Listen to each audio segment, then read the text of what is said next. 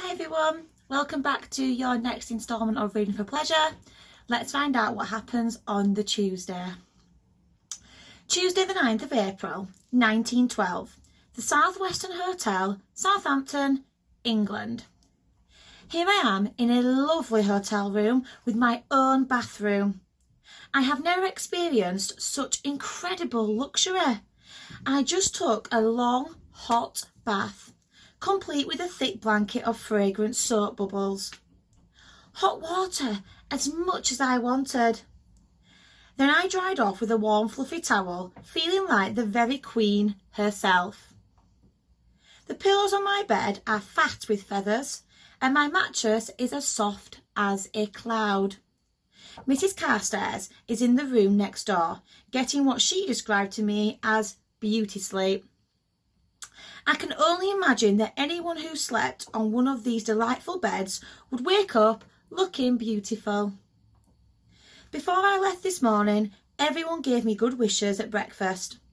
For once, I had no appetite at all, and merely sipped some tea. Then I went back to the dormitory and checked my carpet bag one last time.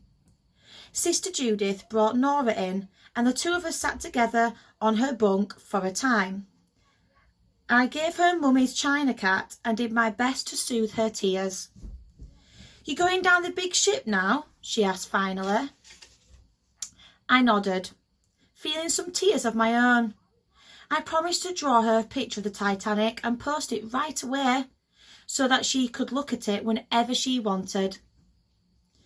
"Draw you in the picture," she insisted, "and Florence." I gave her a big hug until Sister Judith said it was time for me to go, since it wouldn't do for me to be late. The last thing I saw when I looked back was Nora crying and holding the china cat, her feet dangling helplessly over the side of the bed, since she is so small. The sight made something inside my chest hurt, and I had to look away.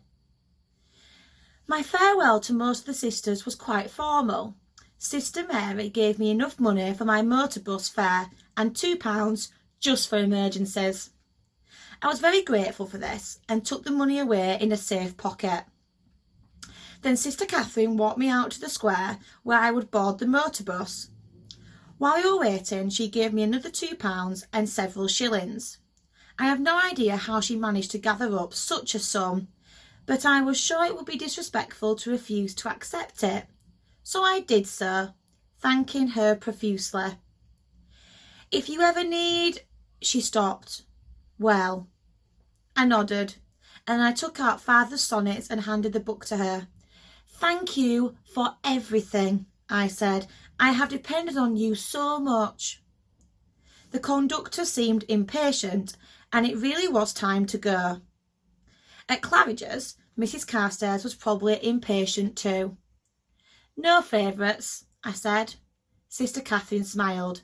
"No, never." When the bus pulled away, I stared out of the window until she faded from sight. I know that I will always miss her.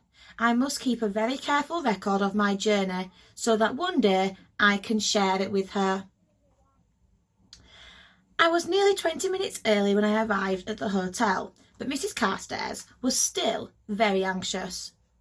She surveyed my travelling outfit, the same dark blue dress I had worn the first time that we met, and sighed a little. Mr. Carstairs was occupied by his newspaper and coffee, although he nodded pleasantly when he saw me. There were a great many suitcases and trunks piled up by the door. 8 or 10, I would say. My lumpy little carpet bag looked very inferior next to them. Meanwhile, Mrs. Carstairs twittered about, fussing with her hair, checking for misplaced belongings, and otherwise making me feel very fidgety. Florence pranced behind her, fully enjoying all of the activity. "Mr. Carstairs, sir?" I asked hesitantly, when his wife seemed to be occupied for the moment in her dressing room. "How are we going to get all of that luggage onto the motor bus? More to the point, was I supposed to carry it?" He laughed heartily, shook his head, and returned to his newspaper. As it turned out, a hotel porter arrived shortly to cart the many trunks away. We were to be driven to Waterloo Station and then we would take the train to Southampton by the sea. To my amazement, we rode in one big black carriage and the luggage followed by itself in a second carriage. At the railway station, a slew of porters appeared to whisk the trunks off.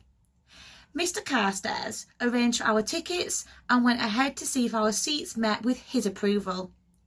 Mrs. Carstairs kept daubing her eyes with a lace handkerchief, and sensing the unhappy possibility of a noisy parting, I elected to take Florence for a walk along the platform. I had thought that there would be a large crowd of passengers, but Mr. Carstairs said that no, most people would be on the official boat train the next morning. Mrs. Carstairs was still weeping a little when we pulled out of the station, and she waved Florence's paw at her husband, who was still standing on the platform below. Out of respect, I hid my excitement about leaving London for the very first time in my life. Actually, I had never even been on a train before and found its chugs and whistles exhilarating. It would be too overwhelming to think about whether I would ever return to the city of my birth, so I concentrated on looking out of the slightly sooty window. My seat was very comfortable, and I sank back into the blue cushions.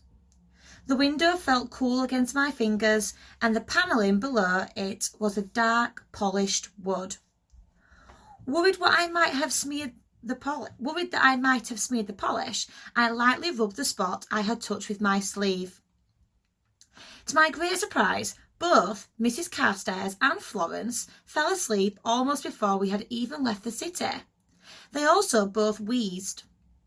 We were passing small houses now, lined up in neat red brick rows.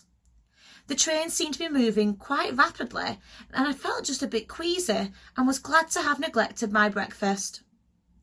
Once in a while, we came to a slow, shrieking stop, and the conductor would shout, "Woking," or the name of some other place with which I was unfamiliar. "Passengers only, please," he would say. "Step lively." Then after a brief, idling pause, we would chug on our way again. Gradually, we left the towns behind and forged into the countryside. How often I had heard about the great beauty of the English countryside. Now finally I was getting an opportunity to see it for myself. Green rolling fields, spring flowers, and here and there a quaint cottage or sprawling mansion. The roofs of the cottages seemed to be made of thatch, and I wondered if they would leak in the rain.